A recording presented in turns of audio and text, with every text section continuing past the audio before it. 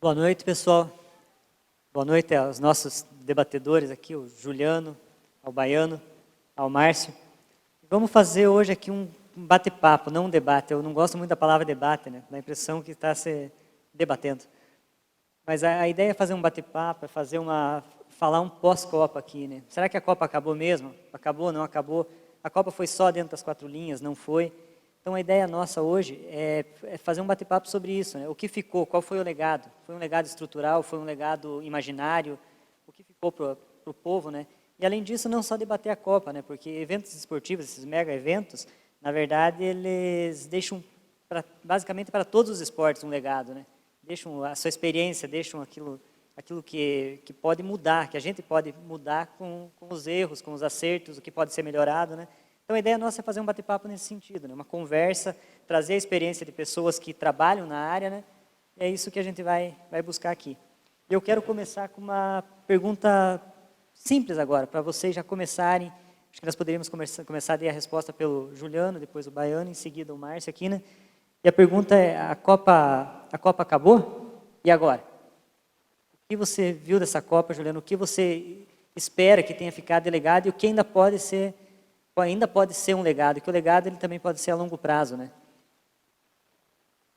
Boa noite a todos, aí a plateia, os acadêmicos, os colegas aí da mesa. Bem, a situação é que a Copa, como um evento estrutural, enfim, como uma grande celebração, ela acabou, né? O que ela tinha que gerar do ponto de vista simbólico, emocional, já acabou, isso é fato. Mas restam algumas consequências, por exemplo, a conta que ainda está correndo, e que a gente tem que ter em mente é a grande promotora, a grande instituição que está por detrás de tudo isso. A gente uma perspectiva um pouco falsa de tratar a Copa é você centralizar sempre dentro do âmbito do Estado, pensar no Estado e não pensar, por exemplo, nas grandes corporações do mercado e dentro dessa lógica, a instituição mãe de tudo isso, que é a FIFA, né? Então, o holofote ele fica aqui no Brasil até o período de preparação, o período durante o evento, algum período pós-evento, até que os olhares sejam dirigidos para o próximo evento, no caso, Rússia. Então, aí gera toda uma nova política, toda uma nova conjuntura, que acaba fazendo com que esse produto venha a ser ofertado novamente daqui 4 anos, aí, com comoções que superem, gerando uma economia do ponto de vista das grandes corporações e da FIFA, que seja superior ao que gerou no Brasil. Na verdade, a FIFA ela é um mercado, ela é uma instituição muito pautada dentro da lógica mercadológica. E aí, desse ponto de vista, a Copa não acabou. No Brasil não acabou por quê? Porque restam as dívidas, restam a conta que ficou, que ainda está sendo parcelada, e não acaba, é um evento contínuo, e aí a gente vai ter a oportunidade de estar discutindo mais. Eu acho que é importante a gente analisar a FIFA como uma instituição que monopoliza um dos esportes que é o mais consumido mundialmente, assim digamos. É interessante, acho que é importante aqui já para marcar o tom, principalmente da onde eu falo que a gente não é criticista em relação ao esporte espetáculo, a gente entende o esporte espetáculo como algo legítimo, importante. A nossa grande reserva em relação ao esporte espetáculo é que ele, como uma indústria pautada na lógica mercadológica, ele deveria se sustentar, e não é o que acontece. A gente acaba vendo que o Estado, e por uma série de razões, acaba tendo que bancar esse evento, então não é por aí que a gente tem pensado. Boa noite aos acadêmicos, boa noite aos convidados, boa noite. A Copa do Mundo acabou, acho que só dentro das 4 linhas realmente. A gente, infelizmente, fez uma boa Copa, mas nos finais, tomamos 7-1 da Alemanha, depois perdemos para a Holanda, então dentro do campo acabou para nós. Mas eu acho que a gente tem ainda uma dívida muito grande, em termos ainda de dívidas. A gente vai continuar pagando muito imposto por causa dessa Copa do Mundo. E já está vindo aí uma outra grande competição, que é as Olimpíadas também no Rio de Janeiro, onde nós também vamos pagar bastante ainda. Ainda vamos pagar muito imposto até para que exista todas as condições para que venha a ter uma boa Olimpíadas.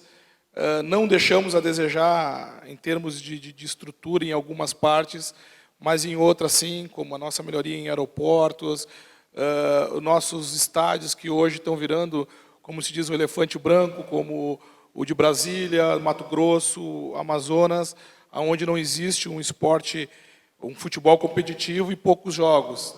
Estamos levando jogos do brasileiro para lá para continuar a ter uma manutenção, para que a gente não perca completamente esses estádios, onde nós gastamos fortunas para fazer um estádio, até muito mais do que são feitos na Europa.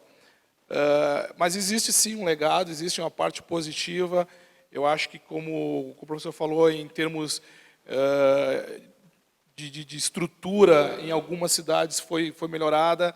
Eu posso falar para o Porto Alegre, que é onde eu resido, ruas foram melhoradas, estradas, aeroporto foi melhorado. Então, existiu um legado também estrutural que foi muito importante para algumas cidades.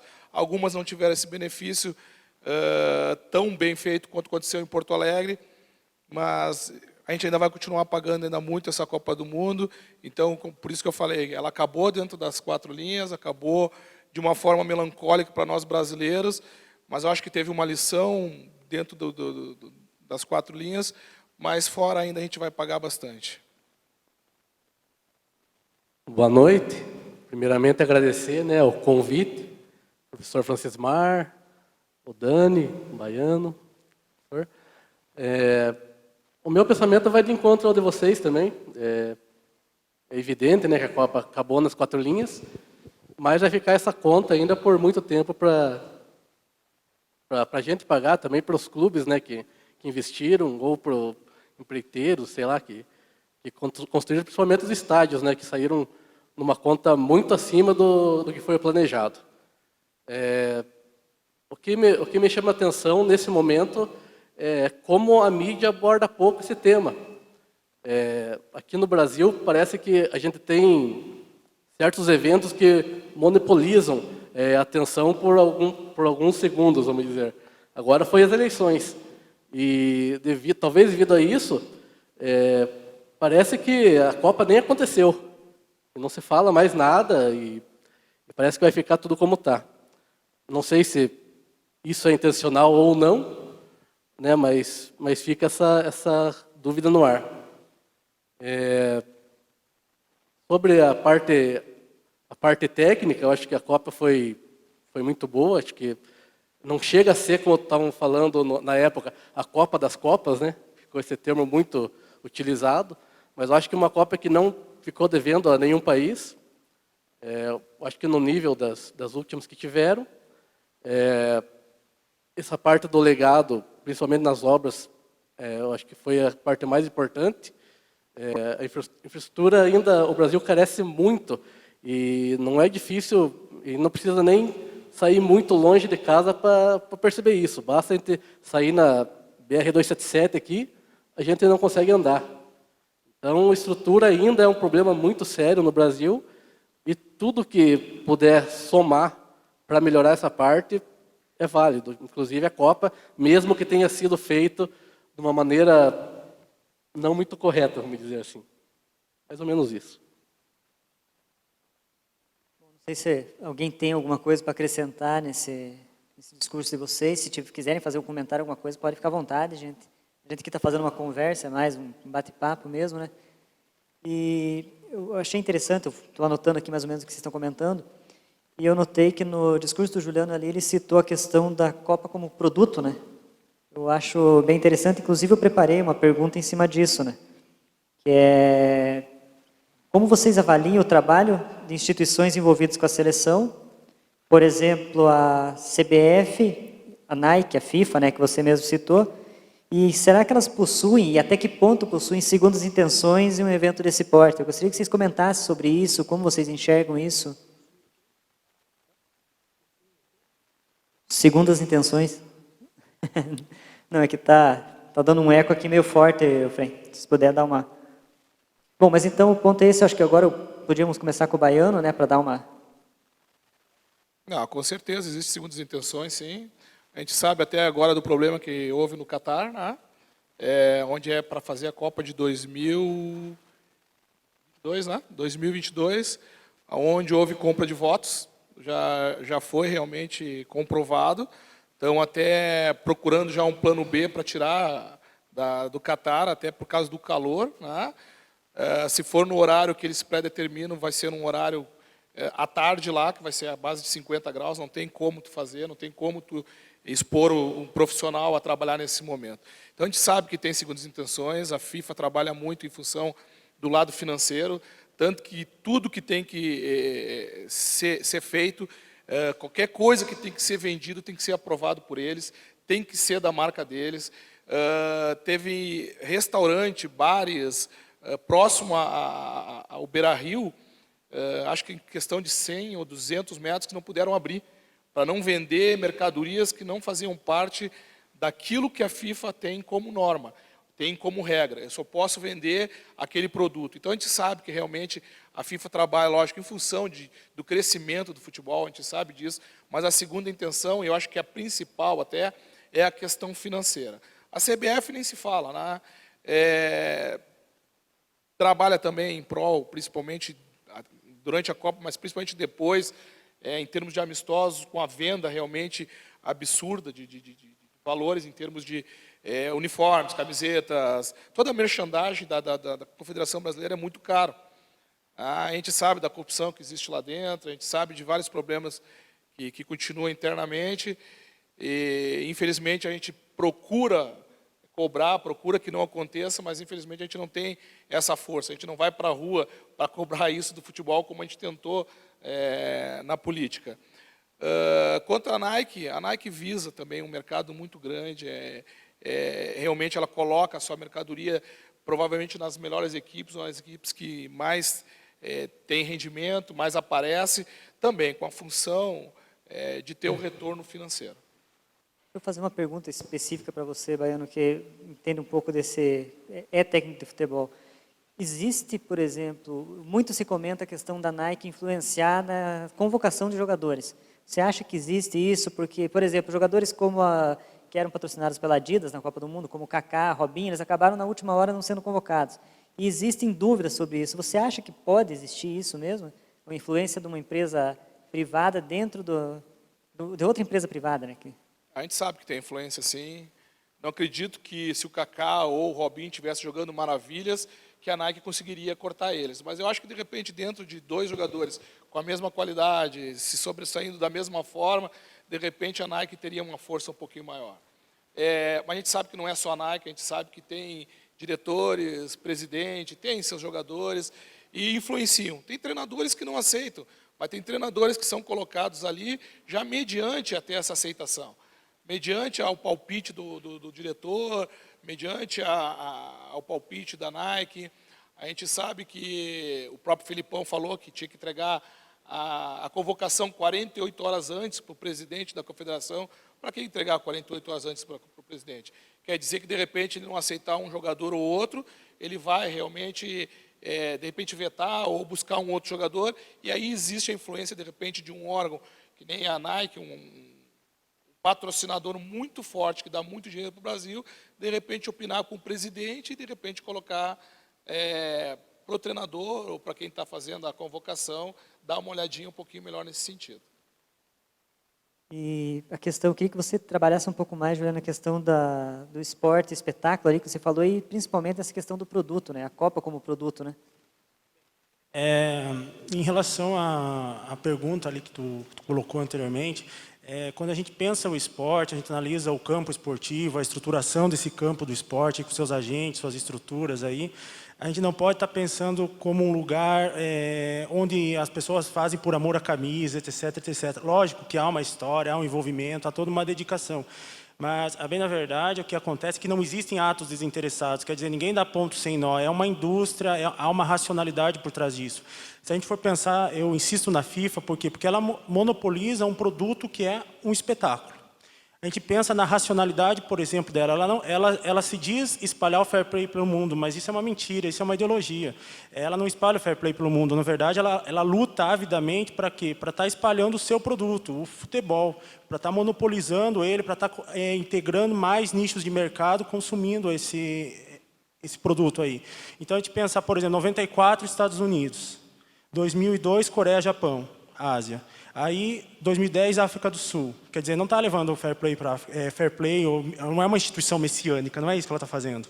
Entendeu? Aí, agora, Brasil novamente. Agora vai para a Rússia, Catar, explorando um mercado extremamente promissor, que é o mercado do Oriente Médio. Então, a gente vê que há uma racionalidade nas escolhas das sedes olímpicas, e isso, evidentemente, que no sentido de expandir o esporte, de fazer com que ele se torne mais consumido, mais visto, e o que acaba sendo problemático. Por quê? Porque, bom, a gente é professor de educação física. A gente pensar de um ponto de vista prático, isso é ruim. Porque as pessoas não estão mais praticando futebol, elas não jogam futebol, elas não têm uma relação corporal com o esporte, elas acabam o quê? Consumindo símbolos, camisetas, brands, o que mais? Produtos, enfim, além do noticiário esportivo. Então, se tornam consumidores passivos do esporte e deixam de se tornar praticantes. Então, a FIFA ela trabalha muito dentro dessa lógica. É uma lógica legítima. A gente pensa na Copa do Mundo, por exemplo. É legítima a Copa do Mundo. Eu não sou contra os mega-eventos. Eu sou contra, por exemplo, que esses mega-eventos eles sejam bancados fundamentalmente pela iniciativa pública, por exemplo.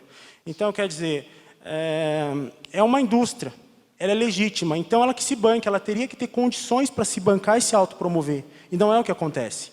Aí a gente vê a FIFA se alinhando. Quais são os tipos de estados nacionais que ela prefere se alinhar?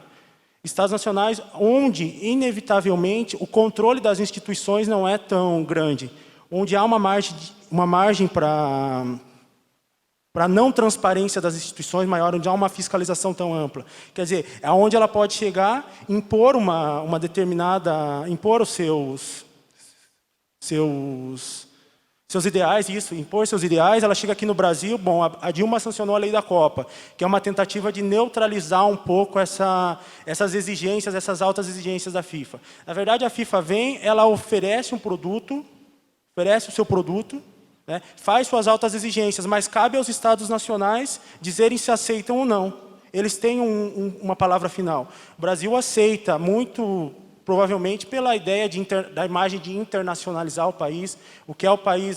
O Brasil recentemente mediando acordos de paz, uma série de questões aí. Então, quer dizer, é um país que se reposiciona dentro da geopolítica mundial e acaba usando muito o esporte como uma plataforma para isso. Daí, a eleição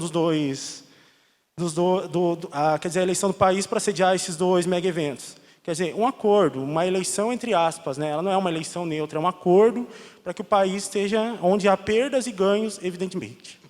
É por aí.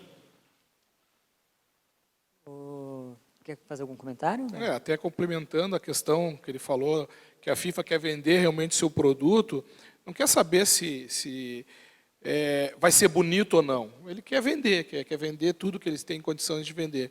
Porque senão eles teriam uma preocupação maior com os jogadores, uma preocupação maior com o profissional, não colocaria jogos em tal horários como 1h da tarde, 14 horas da tarde, 11 horas da manhã, em estádios ou estados onde o calor era absurdo.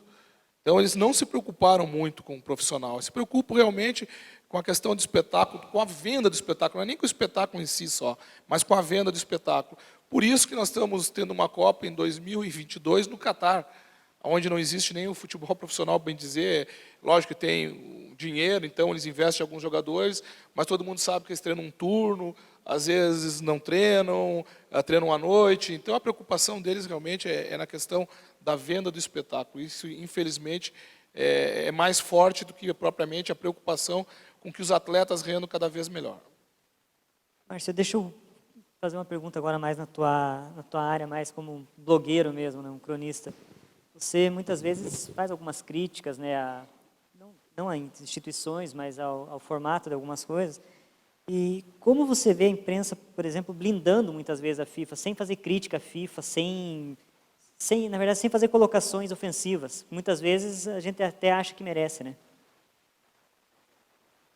Aqui no Brasil a gente não vê mais em relação à CBF, acho, né? Pequena parte da imprensa atacando bastante e outra eximindo. Com a FIFA, a nível mundial, acaba sendo mais ou menos isso. Como foi dito aqui, é a questão do interesse, não adianta. Tudo tem interesse, na verdade. Eu vejo na questão da FIFA e da CBF, na verdade, eu teria duas missões bem claras, né? Uma seria tratar desse espetáculo e outra tratar do aspecto técnico, né? Pois é um esporte. O problema é que o técnico está ficando muito abaixo do espetáculo. Até quando o Baiano falou do Catar, me relembrei da Copa de 94, né, dos Estados Unidos. A final aqui, se não me engano, passou, para nós era 4 horas da tarde, por aí. Mas tem um fuso horário de umas 5 horas, 4, 5 horas, né? Então era começo de tarde ali, um sol escaldante mesmo, e o pessoal jogando. Mas por quê, né? Para a Europa poder assistir aquele jogo num horário compatível, né? Até, se eu não me engano, o jogo contra os Estados Unidos foi às 13 horas da tarde nos Estados Unidos. Se eu não me engano, foi isso. Então era um calor absurdo, eu lembro que os jogadores sentiram demais o desgaste. Verão no hemisfério norte, né? Então imagina. Então desde aí já vem essa, infelizmente, né, a parte mercadológica, a parte que é importante, né? Até como o professor ressaltou, claro que é importante, tem que gerar lucro, tem que se sustentar, mas em alguma parte se perdeu a mão. Ficou muito mercado e pouca parte técnica. Acho que isso que está pegando, não só na FIFA, como também na CBF, e aí acaba aí entrando nessa ciranda, né? A Nike, a Adidas e a própria imprensa vai junto, porque tudo faz parte desse interesse. Puxando agora um pouco para uma colocação. Acho que é interessante aqui o pessoal da área de comunicação social de pensar, por exemplo, no campo midiático, um exemplo que é interessante mostrar como que o jornalismo, enfim, os profissionais aí que concorrem dentro aí do campo midiático, aí seja do jornalismo impresso, televisionado, como que acaba exercendo uma influência sobre o esporte. Um exemplo, por exemplo, é o voleibol, onde a regra do esporte foi modificada. Toda a tônica do jogo acabou sendo modificada em função de interesses de ordem comercial. Quer dizer, você precisa tornar o esporte mais digerível, que ele não engula toda uma programação da Rede Globo, por exemplo. Então, o futebol acompanha dentro dessa lógica. Tá? Entende? Então, a gente pensa assim dentro de uma lógica relacional, esporte, mídia, interesses comerciais. Quer dizer, essas coisas elas vão afetando a forma como o esporte vai sendo, e muito vai se perdendo. Infelizmente, do ponto de vista técnico, vai se perdendo. Há uma tendência de padronização dos estilos de jogo no âmbito futebolístico. Muito a reboque do efeito da globalização, é verdade, mas basicamente por esse efeito aí que o professor colocou, esse efeito de mercado, essa questão mercadológica, onde o atleta ele se torna uma mercadoria. Essa que é a verdade. O atleta também, o boleiro, ele é uma mercadoria. Então, como uma mercadoria, ele precisa estar dentro de uma lógica. E se ele não está dentro de uma lógica, ele acaba perdendo seu espaço. Então, eu tendo a ver as coisas assim por esse viés aí. Vamos agora sair um pouquinho dessa questão FIFA, da questão mercadológica, da questão Copa do Mundo. Vamos extrapolar um pouco o tempo agora para a boa Copa. 3 anos antes, por exemplo, nós tivemos 3, 4 anos antes, ou até mais, quando foi anunciada a Copa, há 7 anos antes da Copa ali, foi prometido muitas coisas, foi anunciado o trem-bala em 2010, o Baiano comentou a questão do transporte, que muita coisa melhorou, mas ficou faltando muita coisa, né? Você acha que para a sociedade, eu vou começar acho que aqui pelo Márcio agora, você acha, Márcio, que para a sociedade, o que poderia ter sido melhor? O Brasil ter ganhado a Copa, por exemplo, ou a gente ter toda a estrutura que havia sido prometido, tudo que havia sido pensado, o legado dela não poderia ter sido muito maior? E qual deles que seria maior? Até na minha primeira fala eu falei que seria muito importante a infraestrutura. Eu acho que ainda a gente carece muito disso, a parte física mesmo. Claro, ganhar a Copa iria massagear o ego de todos os brasileiros, né? Todo mundo estava torcendo e tal. Mas se a gente for pensar racionalmente, isso não vai melhorar a nossa vida, né?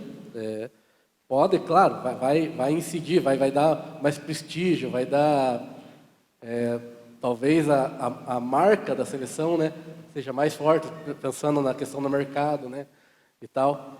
Mas, infelizmente, eu vejo que a parte, pelo menos, eu também a gente acaba não tendo a chance de ver toda sede por sede, né? Mas o que a gente acompanha, pelo menos pelos noticiários, é que muito do que foi prometido acabou não saindo do papel, né? Foi prometido metrô, foi prometido até trem-bala, né? E acabou não saindo. E, para piorar, a questão do dinheiro público em estádios, né? Que a conversa inicial é que não teria, claro que não foi dado, né? Foi empréstimo a juros baixos, né? Claro, que deve ser pago, aí já não sei, mas enfim, acho que o que faltou mesmo talvez fosse a parte da infraestrutura se realmente ter pegado mais forte para o brasileiro. Juliano, o que você pensa desse ponto de questão de não apenas do transporte, teve várias outras coisas, né? E poderia ter sido melhorado e que a gente viu muitas coisas também que não deveriam ter sido feitas, tipo até a retirada de pessoas dos arredores de muitos estádios. Você acha que isso, até que ponto ele fere o sentimento de uma nação, ele influencia ou ele só fica naquelas pessoas que sofreram com isso? Essa temática de legados, ela é um pouco problemática, porque a gente pensa legado só uma coisa boa que fica, né? E, na verdade, não é isso. O legado é alguma coisa que fica, independentemente de ser bom. Por exemplo, os Jogos Olímpicos aí do Canadá, eles estavam pagando aí, Montreal, acabaram de pagar em 2011, 2012. Quer dizer, olha o legado foi a dívida. A gente assume o posicionamento, assim, a gente vem dentro do nosso grupo de pesquisa lá na Federal estudando um pouco essa temática dos mega-eventos, a gente assume o posicionamento que o legado é irrisório diante do gasto que foi tido. Então, a gente compara o gasto que foi tido e o legado, efetivamente, que fica de concreto, ele é irrisório. Quer dizer, além e sem falar dessa questão dos desvios, né, que uma coisa é um investimento, outra coisa essas obras superfaturadas, e não é nem aqui que a gente está desenvolvendo a temática. Mas a questão é assim, em termos de legado, por exemplo, fica algumas melhoras pontuais em estádios, algumas melhoras, por exemplo, em legado de infraestrutura urbana, mas a questão é a seguinte, que esses legados, os mínimos que ficam, são poucos que ficam mesmo, e os poucos que ficam, eles acabam sendo usufruídos por uma pequena minoria. Quer dizer, por determinados grupos sociais, evidentemente, classes médias e elites acabam se usufruindo desses legados, né? E o gasto, a despesa, é a sociedade como um todo que suporta, e isso é grave. Porque a sociedade como um todo suporta o evento, como um todo, através de impostos, suporta, e na hora de se usufruir do benefício é uma minoria. Então, esse é um dos aspectos mais gritantes aí que a gente tem que estar atento. Então, porque é uma coisa séria. Legal, por exemplo, seria se o pessoal aí pudesse ir assistir um jogo. Isso seria um legado legal. Quer dizer, a sociedade brasileira, a relação que ela teve com a Copa do Mundo e possivelmente vai ter com os Jogos Olímpicos, é uma relação mediada pela televisão. Então, isso não pode justificar a vinda de um evento desse porte para o nosso país, de dois maiores eventos esportivos do planeta, não se pode justificar a vinda deles, o cara vai ter uma relação mediada pela televisão. Isso ele já tem, independente da Copa ou dos Jogos Olímpicos, ser ou não sediado no país. Então, seria interessante se determinados grupos... a gente vê que a FIFA e a Dilma, pela lei da Copa, foi sancionado que as vendas dos ingressos respeitasse, mas respeitou em parte. Por quê? Porque a FIFA deu um 10%, e dentro desse 10% de ingressos que foi dado as cotas para idosos, para deficientes, para os estudantes. Quer dizer, o evento veio e feriu, inclusive, até esses direitos. Então, o Estatuto do Idoso, os direitos do consumidor, do comércio, onde você não pode vender determinados produtos, determinadas marcas que não tenham parceria com a FIFA. Então, na verdade, a gente é meio cético com essa ideia de legado. Os legados são irrisórios, gente. A gente tem um trabalho aí, a gente analisou a fundo duas das principais produções bibliográficas disso, que é o Caderno de Legados dos Jogos Olímpicos e o Caderno de Legados da Copa do Mundo. São produções bancadas pelo Ministério e financiadas pelo Ministério do Esporte. E lá se diz, por exemplo, que através da Copa do Mundo e dos Jogos Olímpicos, milagrosamente você vai se investir em projetos esportivos sociais, por exemplo, o PELC, que é o Programa Esporte e Lazer na Cidade, e o Segundo Tempo. Quer dizer, mas isso aí é simplesmente uma retórica, simplesmente é escrito no papel, porque isso deveria ser destinado dinheiro para esse tipo de iniciativa do Ministério do Esporte, independente de ter Copa ou não. Tá? Isso é muito mais uma retórica apelativa para gerar convencimento perante os grupos sociais de que esses eventos são importantes. A gente tem que pensar, a Copa é importante, ela é legítima. Quando eu digo que ela é legítima, que ela é importante, eu entendo que o esporte espetáculo é importante, mas ele era importante se ele se bancasse, se ele não dependesse do Estado, se ele não dependesse do dinheiro, através dos impostos, dinheiro nosso, para ele se promover. Porque ele depende do nosso dinheiro e o nosso retorno. A gente assiste pela televisão, isso justifica uma Copa do Mundo no país? Justificará uns Jogos Olímpicos? Sendo que quase quem aqui vai ter oportunidade de assistir, sei lá, uma pista olímpica? Deve ser fantástico assistir uma prova de natação, assistir uma prova de atletismo, ver o Bolt voar, né, correr para os mortais, ele voa. Quer dizer, é fantástico assistir, mas quem vai? Quem vai ver em louco isso? Quem vai ver? Nós aqui, quem de nós vai estar lá? Vendo uma seleção de voleibol jogar? Não vamos. Então, a gente tem que começar a ver, será que, até que ponto vale a pena? Baiano, você tem algum comentário nesse sentido, nessa questão esse legado bom e mal, né, que o Juliano citou, né? Que a gente enxerga muito o legado bom, mas acaba esquecendo que tem todo um legado por trás disso, né?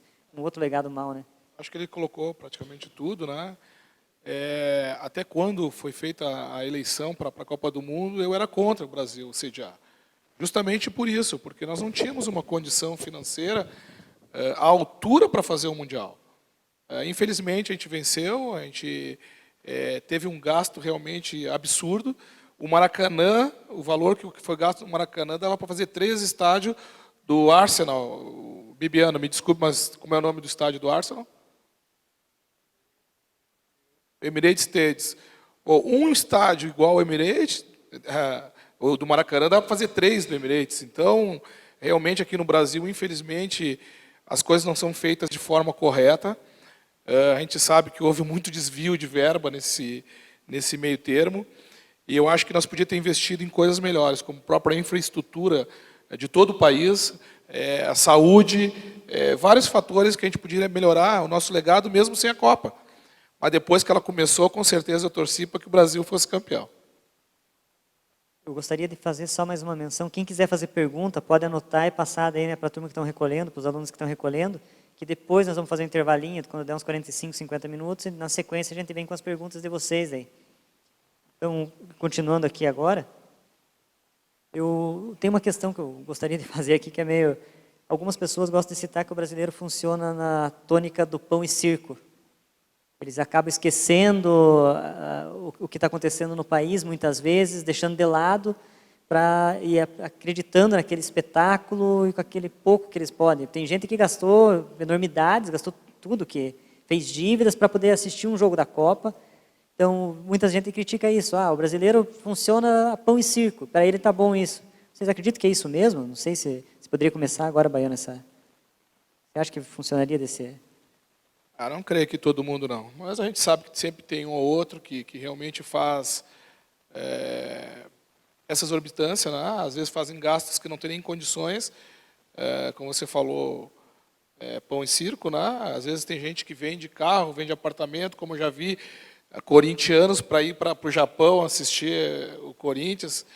Então, infelizmente, o brasileiro às vezes faz algumas loucuras no sentido do seu amor pela sua camisa, pelo seu time, aí agora pela seleção, e eu não acho correto, mas eu não acredito que seja todo mundo, não. Eu acredito que é uma minoria. Eu acho que o brasileiro ainda é bastante pé no chão, até pelas dificuldades que passa no dia a dia, mas realmente eu acho que ainda existe algumas pessoas que não medem, principalmente, aquilo que deseja fazer por um amor. Você, Márcio, acha que o amor à camisa fala mais alto numa hora dessas? Acaba se esquecendo, muitas vezes, até do que precisa colocar na mesa para poder participar do evento?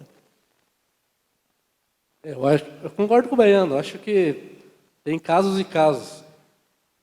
Claro que vai ter o cara que vai lá para o Japão ver a final do Mundial, e tem o cara que prefere ver aqui na televisão mesmo. A questão do Brasil, talvez se o Brasil fosse campeão, talvez maquiasse um pouco mais todas essas questões da da Copa, essa questão do legado, dos elefantes brancos, dos estádios, acabou que não nem se discutiu muito, né? Teve agora um período eleitoral que até eu achei que ia ser uma pauta importante da eleição, a questão da Copa. No entanto, eu não vi, pelo menos eu não vi nenhum candidato falar disso. Achei até estranho, mas eu acho que parece que todo mundo ficou meio com medo de tocar nesse assunto, né? Porque de um lado muitos falavam que ia ser um fracasso, talvez não tenha sido tanto, e também quem achou que foi muito bom também não foi tanto, teve todas essas questões. Então todo mundo ficou meio saindo pela tangente e é um assunto sério que não foi discutido, infelizmente.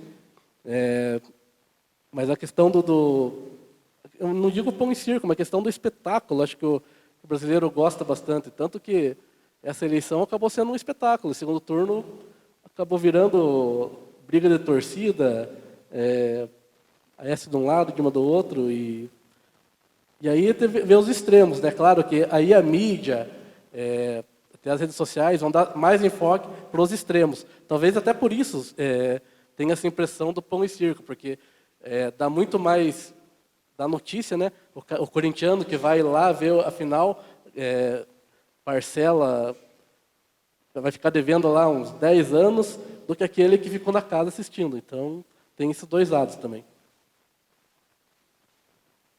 Juliano, você concorda com essa ideia Concorda com essa ideia? Não, na verdade, por que você acha que nenhum candidato, e isso aí que o Márcio falou é bem verdade, foi uma coisa que até nós fizemos algumas buscas para ver ali, e basicamente nenhum candidato quis assumir o discurso de falar da Copa durante as eleições. São eventos grandes, próximos, e simplesmente, acho que você acha que eles não quiseram assumir a criança, digamos assim, nenhum deles? Ficaram com medo de tocar no assunto e acabar sendo criticado pela sociedade ou pela massa, alguma coisa assim?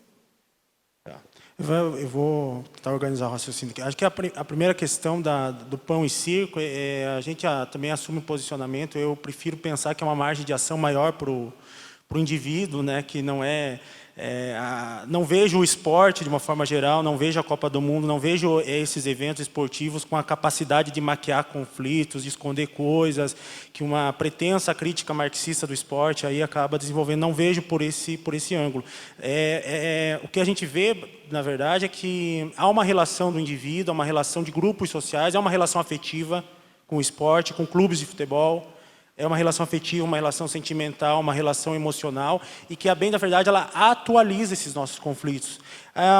O exemplo aí das redes sociais que a gente viu agora, recentemente, é esses embates aí, por exemplo, pessoas que declaram seus amores pelo Aécio, pessoas que declararam seus amores pela Dilma. Quer dizer, os mesmos sentimentos que nutrem esse tipo de situação, esse tipo de polarização aí, é o mesmo que a gente verifica dentro da lógica do futebol.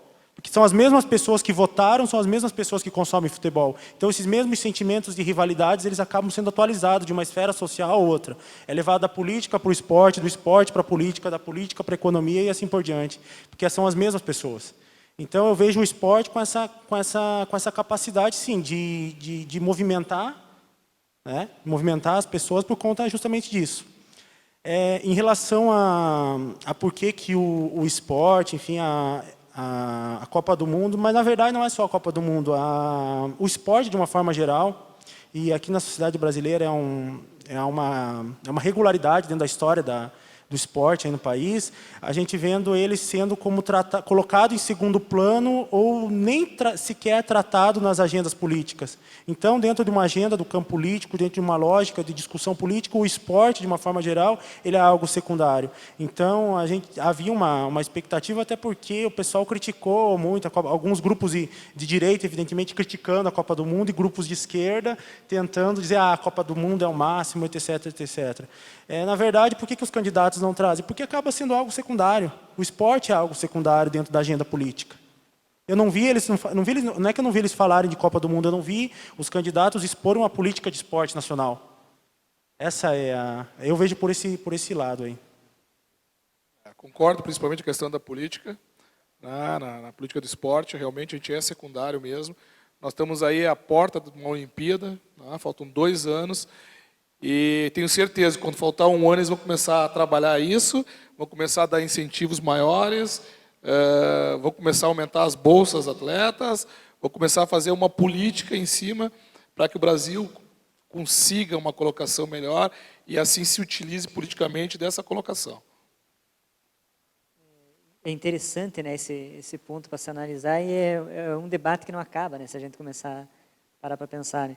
Mas agora, novamente, eu vou mudar o assunto, eu vou deixar como vai ter um trabalho de edição depois, isso aqui é uma coisa que depois a gente quer, não apenas que nós debatamos, mas gostaríamos que vocês depois pensassem sobre isso, que levem para a sala de aula, que analisem isso, né, que não fiquem só nos discursos da gente, discursos dos outros, né, discurso da mídia, né, muitas vezes, né. Então, que que os alunos principalmente, façam essa análise. E uma questão que me tocou quando eu estava dando uma analisada, né, no tema desse debate aqui, foi a questão da esporte e educação. A gente tem notado que a educação no Brasil ela anda muito separada do esporte. A gente muitas vezes vê casos isolados, né? E analisando, por exemplo, eu estava comentando antes aqui acho que era com o Luiz Felipe que eu estava falando, não me lembro agora com quem que era, mas assim, nós estava analisando que nos Estados Unidos, por exemplo, para você entrar na NBA, você tem que passar pela universidade.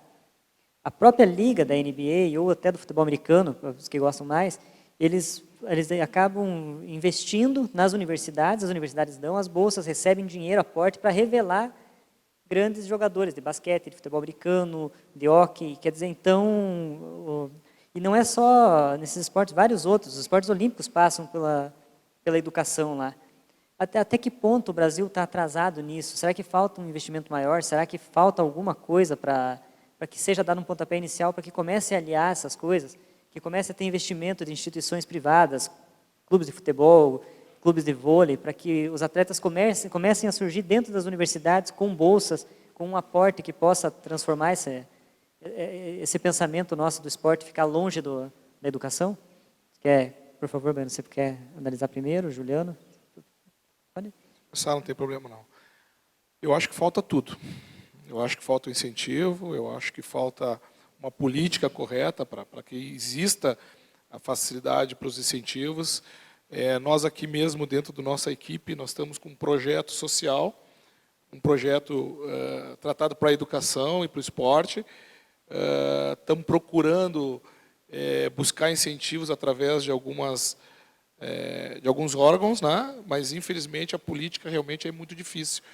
Tu tem que ter um conhecido lá em cima para conseguir chegar perto, tu tem que ter um conhecido para, de repente, te apresentar as pessoas certas, e depois tu tem que ter um conhecido para te apresentar as empresas, porque todos esses conhecidos sempre querem tirar o seu dinheiro por fora. Então, eles não têm essa preocupação, realmente, com a educação do mais jovem, nas escolas, nas escolinhas de futebol, nas escolinhas de vôlei, não tem esse incentivo. A gente tem essa mania, ou incentivo, quando já é um atleta pronto. A gente vai buscar ele para botar numa faculdade, para que ele possa representar a universidade da melhor forma possível. Então, esse tipo de incentivo ainda é muito baixo. É muito pouco trabalhado. E, como eu falei, nós estamos agora há 2 anos de uma Olimpíadas, e o incentivo para formar atletas ele não existe. Tu só tem incentivo se tu já é um atleta já renomado ou que já tem um índice para poder participar de uma competição, ou que ganhou algum mundial, que ganhou algum outro campeonato, para que ele possa ter esse incentivo. Então é errado, eu acho que o incentivo deveria ser feito para criar novos atletas, para dar um segmento, para formar jovens atletas, mas também formar cidadãos, né? A gente tem esse grande problema de incentivar só aquele que já está numa posição que não precisaria desse incentivo. Você acha que é isso mesmo, Juliano? Que tem saída, é isso? Então, essa relação entre educação e esporte, eu vejo assim que o valor educativo do esporte ele vai um pouco além de você formar um atleta no final das contas ou não. Ele está um pouco além disso. Na verdade, às vezes a gente idealiza um pouco os Estados Unidos. Na verdade, a gente idealiza muito os Estados Unidos. Aqui no Brasil, a gente tem o costume de se comparar com o Grande do Norte, né? A gente não se compara com a Argentina, a gente não se compara com a Bolívia, a gente não se compara com o Equador, a gente se compara com o Grande do Norte aí das Américas, né? Então, eu vejo um pouco problemático. Assim, a estrutura esportiva deles, ele segue uma outra lógica. é gerida, o próprio ensino superior, a própria educação, ela é gerida pelo mercado, então é financiada estritamente pelo mercado, então uma outra lógica. A nossa influência aí, ela é europeia no tratamento do esporte, né? Ela acaba sendo muito de uma origem mais portuguesa, mas sobretudo francesa, né? Então é o modelo europeu que a gente tem aqui no país, tanto de ensino e o esporte também dentro dessa lógica. Eu vejo assim que nós mesmos da educação física, a gente tem um grau de culpa em relação a essa situação, porque a gente sempre transfere essa que é a verdade. A gente discute muito isso dentro da nossa profissão, aí o professor aí também sabe disso, é algo que vem perpassando a construção do conhecimento na educação física. O esporte é bom, o esporte é ruim. Então, essa ideia aí do ópio do povo, a gente tem um grupo de intelectuais na educação física brasileira, e inclusive é a proposta que subsidia os PCNs, que o esporte ele precisa ser transformado, que o esporte precisa ser modificado, que a essência do esporte é ruim, que o esporte reproduz a lógica burguesa. Então, vamos tirar o esporte, vamos trabalhar o esporte de uma outra forma. E eu não vejo problema, as pessoas confundem, eu não vejo problema em ensinar a técnica esportiva dentro da escola. É possível trabalhar a técnica esportiva dentro da escola sem ser tecnicista. É possível você trabalhar o esporte dentro da escola sem você estar querendo estritamente formar atletas.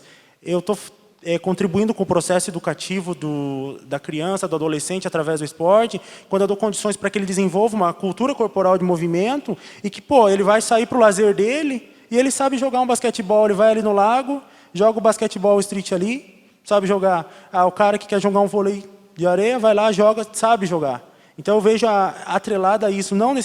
A gente tem um idealismo de pensar que é só o cara que chegou dentro de uma seleção, é só aí que se afere o valor educativo do esporte. Não. O valor educativo é para qualquer um de nós aqui, cidadãos comuns, que construímos uma relação prazerosa com o esporte, sem ser uma relação desmerecedora. A gente cria uma aversão ao esporte por conta disso. A gente passa na aula de educação física, se frustra, porque o esporte não é devidamente ensinado, essa que é a verdade. E aí a gente acaba desenvolvendo uma relação de aversão. É importante que evidentemente, que o cara, se ele é bom, ele é um talento dentro da aula de educação física, ele precisa ser encaminhado aí para uma escolinha de treinamento fora da aula de educação física, que dá continuidade ao processo de formação dele. Só que tem que ficar claro que na aula de educação física tem o processo de formação esportiva, de fato, mas não que vai dar continuidade à formação de um atleta dentro da aula de educação física. As pessoas podem estar tendo a formação, mas para o seu lazer, para o seu dia a dia, para fazer o esporte da forma como lhe apraz, como lhe satisfaz. Eu vejo assim. A gente até sabe que, quantas crianças que estão no esporte que vão virar um atleta? São mínimo. Hoje aqui, por exemplo, até vou dar um exemplo do nosso próprio time aqui na cidade. Nós temos quantas pessoas aqui trabalhando, jogando, desde pequeno, mas nós temos apenas 2 jogadores de Guarapuava. Então, a gente sabe que a dificuldade é muito grande de se formar atleta. Então, acho que a gente procura, principalmente nas escolinhas, formar o cidadão primeiro, dar educação, trabalhar com ele, e lógico, se der para sair um atleta, ótimo, se não der, pelo menos a gente formou um cidadão. Né? É desse entendimento que justamente que a gente partilha. Quer dizer, quem vai chegar, vai jogar, vestir a camisa do Corinthians no alto nível? Cada 1 milhão, sei lá, não tem uma média. Então, você achar e chegar e dizer para o teu aluno que ele vai ter condição de aqui da cidade se tornar um atleta de alto nível no voleibol, um atleta de alto nível no futebol, a gente não pode. E a gente tem que desmistificar isso. A gente tem que colocar isso nas aulas de educação física e eu, trabalhando com meus alunos aí, eu bato nessa tecla. Gente, é legítimo você saber jogar esporte e você saber jogar um esporte amador. Isso é legítimo, é importante. É importante você saber jogar uma modalidade no teu lazer. Tá? Então tem que parar um pouco, às vezes, idealizar o esporte alto nível. Legal. O cara que é bom tem que ir para o alto nível, tem que ir para a escolinha, tem que ser trabalhado, e até lá há preocupação. A gente pensa que na escolinha não há preocupação com o valor educativo, e há também. É uma extensão do trabalho. Eu vejo por esse ângulo aí. Eu tenho até um exemplo, que eu tive escolinhas em Guaporé, onde eu morei, por 7 anos. E lá, jogador meu era obrigado a ter nota boa na escola. Eu perdi competição, porque 2 dos meus melhores jogadores, infelizmente, não eram grandes estudiosos, né? e ficaram fora dos últimos jogos, acabei perdendo competição. Mas eu acho mais importante, como a gente falou, transformar essas crianças, não deixar que elas caiam dentro do vício, dentro de algumas coisas que seriam ruins para elas. Então, a gente, às vezes, até força algumas coisas que não seria justo com elas, deixá-las de fora, mas é uma troca que a gente tem que fazer para auxiliar na questão até da educação deles. Você, Márcio, que já tem um guri, 5 anos praticamente, numa escolinha de futebol já. Qual o ponto principal que você colocou lá? Foi por causa da questão da cidadania ou foi porque você quer um jogador do Corinthians? Na verdade, eu vou estar mentindo se eu falar que foi só por causa da cidadania, né? Todo pai acaba tendo esse sonho, não tem como. Mas, claro, a gente também tem essa noção que é importante até de aprender a socializar, aprender a ganhar, aprender a perder, aprender a brincar, disciplina, várias coisas. Mas voltando um pouco ao que o Baiano falou, parece que a questão mesmo que pega é a questão da mentalidade. A gente, não só no esporte, mas um exemplo na própria Constituição do Ensino do Brasil. A gente tem o município cuidando da educação básica, o Estado da educação média e o governo federal a superior. Ou seja, parece que a importância se dá só lá em cima. É a mesma coisa que o Baiano falou. A importância se dá só para o atleta de rendimento e lá quando precisa, lá na outra ponta, não falta incentivo. Eu acho que a questão é essa. A questão talvez até o esporte a questão da Copa, voltando à Copa, né? A questão de formar os ídolos tão fortes assim, talvez interfira bastante nessa questão e talvez o pessoal tenha essa mentalidade um pouco por isso, porque quer ver o resultado final, não quer fazer todo o caminho, né, até chegar lá. É questão que eu acho que com muito tempo só que vai se ajustar a isso, e não é para amanhã, né? É um processo, na verdade. Agora, pessoal, nós vamos partir agora para as perguntas que vocês nos fizeram. Obrigado.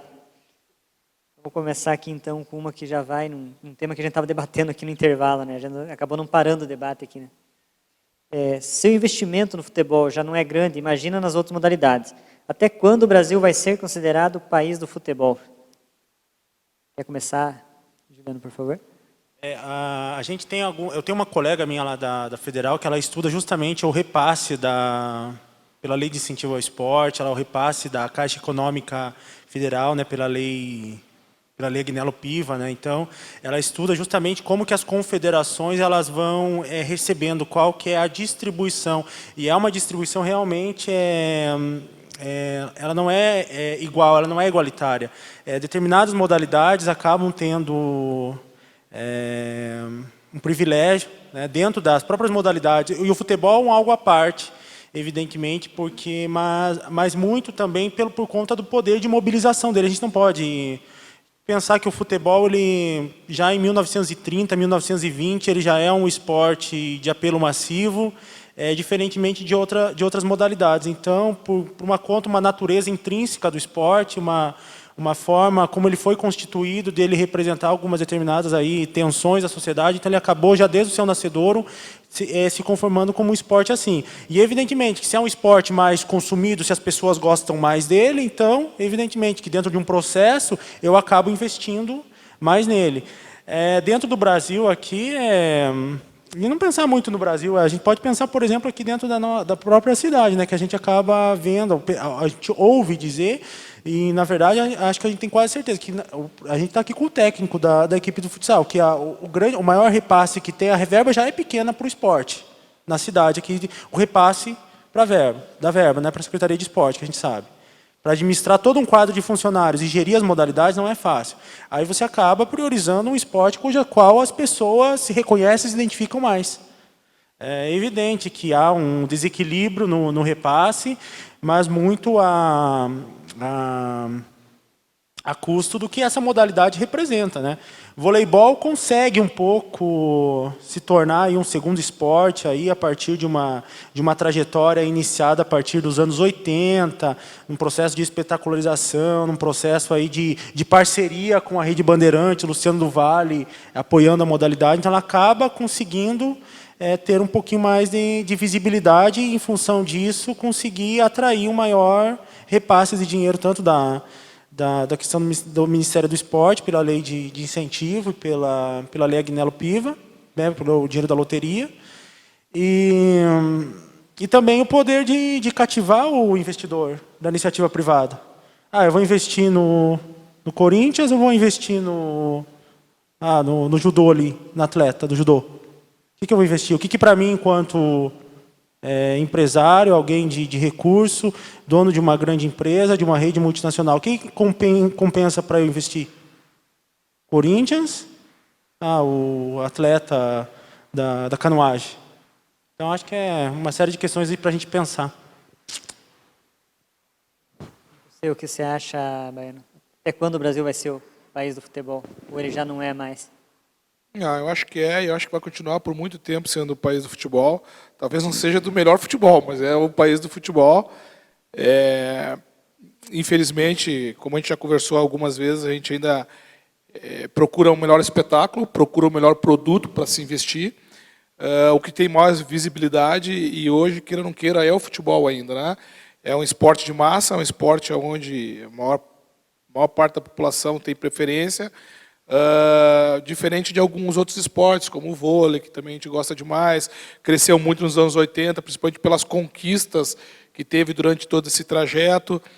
Temos o basquete agora com a NBB lá, que fez um bom produto, teve uma boa venda, começou a massificar um pouco mais também o basquete, já está brigando de igual para igual com o vôlei na questão de investimentos dentro do país.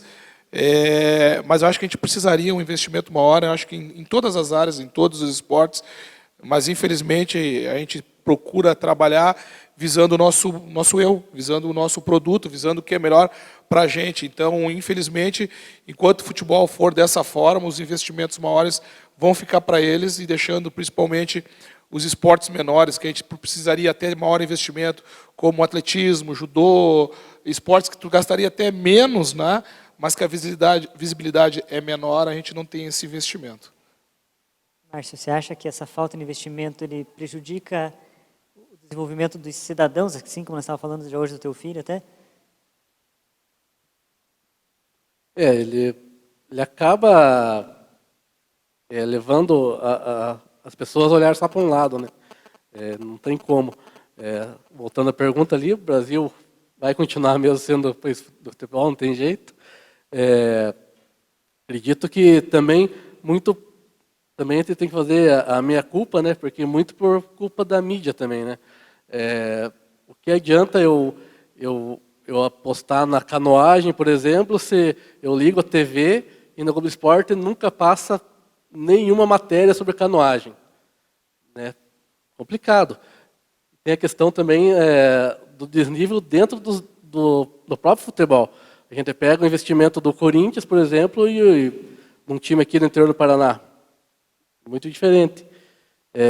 A questão mesmo do que dá retorno, e acaba que a imprensa também tem muita culpa nisso aí, e acaba prejudicando também essa lógica. Até desculpe de interromper, Márcio, até a gente sempre agradeceu você por uma das coisas que a gente não pode, ou os outros esportes não pode fazer, a visibilidade de um meio de comunicação utilizando os nomes dos patrocinadores, que é um retorno que a gente precisa, né? Então, o Márcio faz isso. Mas, por exemplo, a Sport TV não fala que o nome do time é Óleo Leve e assim por diante. Fala Guarapuava. Por quê? Porque a Sport TV não tem o retorno desse investimento para eles. O investimento vem para nós. Então, eles não têm essa visão de que eles colocando o nome do patrocinador faria com que existisse mais investimentos dentro do esporte e assim trazendo, talvez, maior visibilidade até para eles colocarem esse produto no mercado. Infelizmente, eles não têm essa visão, eles visam principalmente o lucro deles, que nem o Bozano. Eles não falam nunca do Bozano, eles falam do Corinthians. Se o Bozano, com certeza, desse uma verba para eles, eles falariam Corinthians, Bozano. Eles querem realmente também ter o retorno para eles e não pensam que, se tivesse colocado o nome, nós poderíamos cobrar um pouco mais do patrocinador, nós poderíamos buscar outros patrocinadores, porque a visibilidade da marca seria maior. E, com certeza, o investimento seria maior em todas as outras áreas e não só no futebol.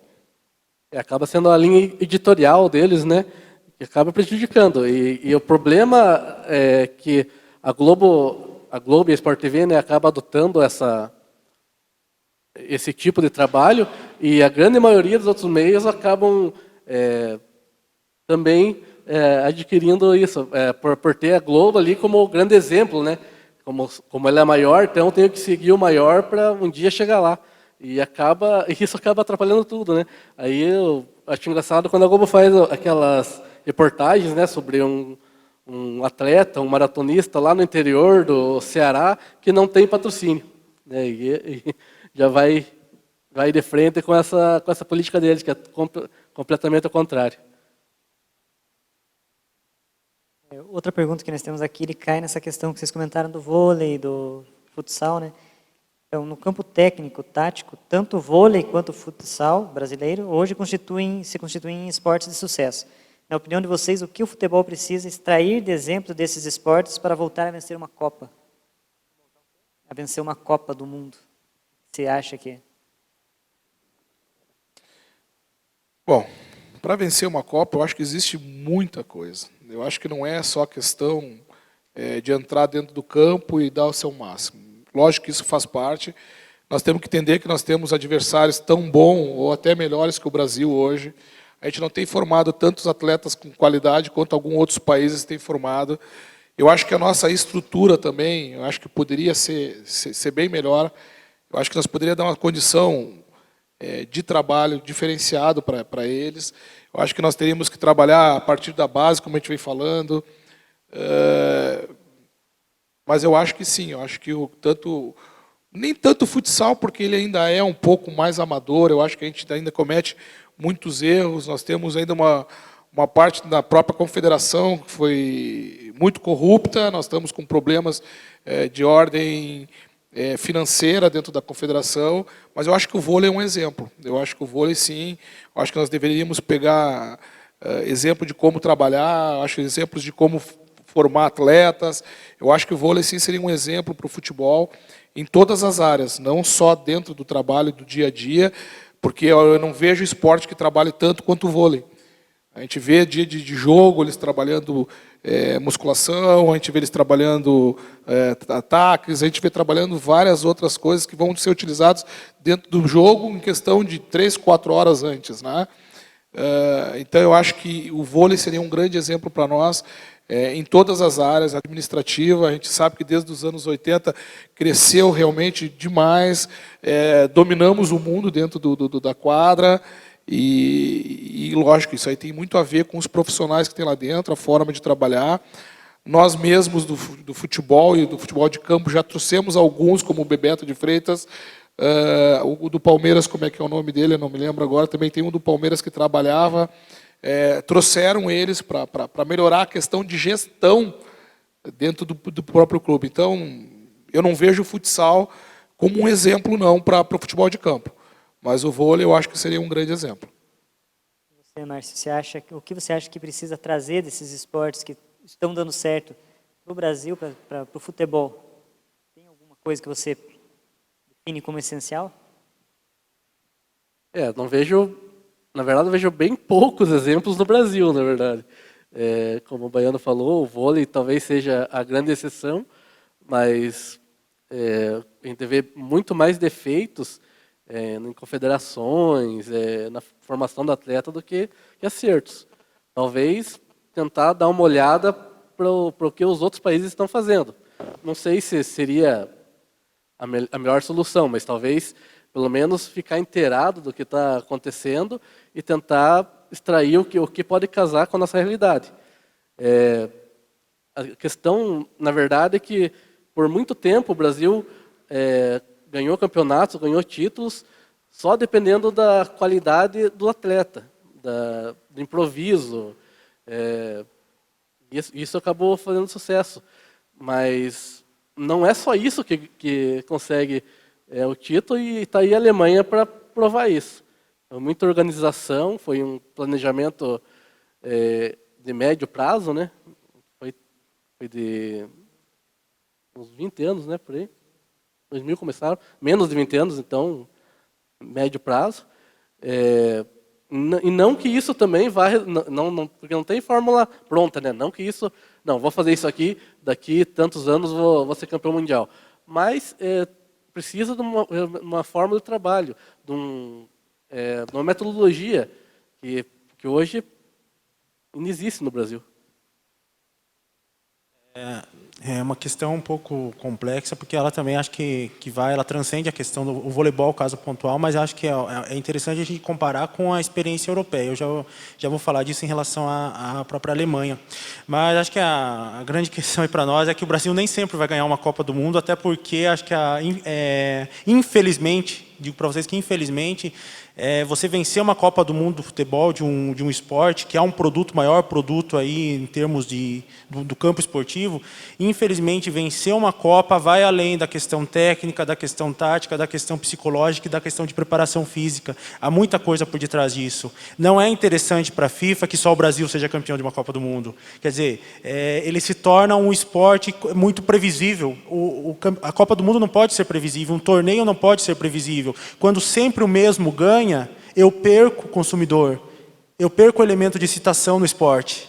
Quando se concentra as vitórias de um determinado clube, num determinado time, estão tentando repensar o Campeonato Brasileiro por conta disso. Porque simplesmente clubes que são privilegiados, aí, clubes elitizados, clubes que têm um maior poder aquisitivo, aí, que têm altos patrocinadores, que conseguem ter uma estrutura um pouco melhor. Então está se repensando, inclusive, o formato do Campeonato Brasileiro. Agora, em termos do que o Brasil tem a reter, eu vejo assim, por exemplo, a Alemanha. A Alemanha, se a gente pensar dentro da história dos mundiais, é a seleção que maior regularidade teve das edições, das 16 semifinais. É uma regularidade muito grande. Quer dizer, será que o Brasil mesmo é o país do futebol? A Alemanha, muitas semifinais ela chega. Ela sempre está chegando entre os 4. Então, a gente vê a preparação que eles têm, a gente tentando entender um pouco essa preparação que eles tiveram. Eles tiveram agora em 2010, né? Foram bem. Aí, em 2014, campeões. Então, há uma estrutura de longo prazo dentro do esporte deles. A forma como o esporte está organizado não é só o futebol. A forma como o esporte é organizado na sociedade alemã, a forma como ele é gerido, como ele é administrado, as metodologias que eles usam, a ênfase na questão tática. Então, são questões que não podem ser negligenciadas e que elevou o patamar deles. Tá? Então, acho que... E tem aquela questão também da imprevisibilidade do jogo, né? Um dia você joga mal, outro dia você joga bem. Então, a gente às vezes quer muito prever em termos técnicos, táticos, mas tem dia que nada dá certo para uma equipe. Então, isso é do esporte, essa imprevisibilidade. Isso faz o esporte algo que as pessoas gostam. É isso, essa imprevisibilidade. Então, nem sempre o Brasil vai ganhar, nem sempre a Alemanha vai ganhar. Mas, evidentemente, que o planejamento, a longo prazo, é a chave de tudo. O Brasil deixa a desejar. Precisa de uma reformulação total. Quanto a isso, até eu esqueci de falar a questão do futsal. O futsal trouxe muito, ultimamente, para o futebol de campo. Deu muito, contribuiu muito. A seleção da Espanha, não, começando pelo Barcelona. Se quem vê o trabalho que o Barcelona faz, é o trabalho que a gente faz aqui no CAD, é o trabalho que faz no Marechal, é o trabalho que a gente faz no dia a dia. E ele conseguiu, através de estudo, através de acompanhamento de outros esportes, conseguir colocar essa base, esse trabalho do futsal, esse complemento para o futebol de campo, onde fez com que uma equipe se tornasse a melhor do mundo. Colocaram isso também na seleção da Espanha, e também se tornou campeão do mundo. E agora ele foi para o Bayern de Munique e implementou o mesmo trabalho. Hoje mesmo existe uma discussão muito grande dentro do futebol brasileiro que as categorias de base seriam muito bem trabalhadas se fossem treinadores do futsal. Eu acho que essa seria a nossa contribuição do futsal, ou pelo menos o que andam falando lá e o que a gente vem acompanhando, por exemplo, em tapes, em treinamentos, pelo mundo afora. Interessante, né? Porque se a gente notar, tem muitos jogadores do campo que vieram do futsal, né? Geralmente os mais habilidosos, inclusive, acho que saíram do futsal, né? No Brasil, sim, né? Porque o Brasil tem esse costume. Em outras regiões, em outros países, não tem esse costume. Eu tive na Itália, e na Itália quem joga futebol de campo não pode jogar futsal. Quem joga futsal não pode jogar futebol de campo. Então não tem essa ligação, né? Mas no Brasil, sim. No Brasil, as crianças começam em escolinhas de futsal e depois passam para o futebol de campo. O Neymar é o Jô, por incrível que pareça, era apesar de não ter habilidade nenhuma. O Ronaldinho Gaúcho, todos esses jogadores considerados realmente de habilidade passaram pelo futsal. Uma outra pergunta aqui, então, gente. Outros esportes podem começar a receber a atenção da mídia durante o período pré-Olimpíada, ou o futebol continuará recebendo todo o destaque? Vocês acham que os outros esportes vão começar agora a ter uma maior atenção? A perspectiva ainda é ele ficar sempre em segundo plano? Vocês acreditam nisso? O que vocês... Juliano, pode... Eu não gosto muito de fazer profecia. Vejo assim que a gente está lidando assim com a área acadêmica e não deve muito se arriscar a fazer essas profecias aí.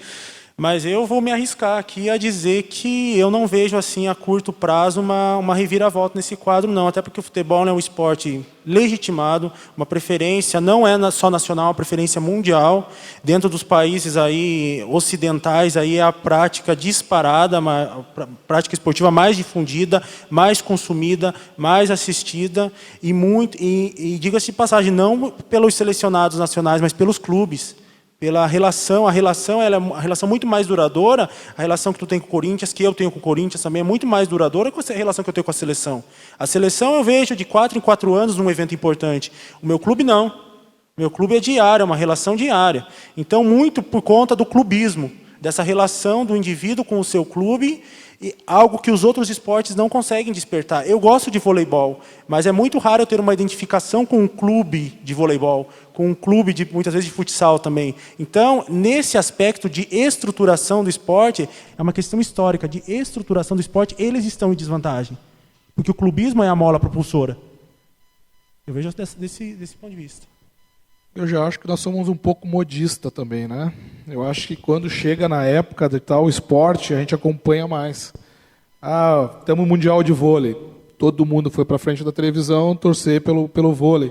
Lógico que tem gente que não gosta. Eu, como sou esportista, gosto de todos os esportes, eu gosto de acompanhar vôlei, basquete, todos os esportes que a gente ou praticou, ou que gosta de ver, né? E isso que acontece. E eu acho que na Olimpíada vai ser a mesma coisa. Eu acho que quando chegar a época da Olimpíada, nós vamos ser o esporte olímpico. Nós vamos esquecer um pouco o futebol. Um pouquinho, né? Mas nós vamos esquecer. Eu acho que nós vamos dar mais ênfase, sim, à Olimpíada. Mas é errado.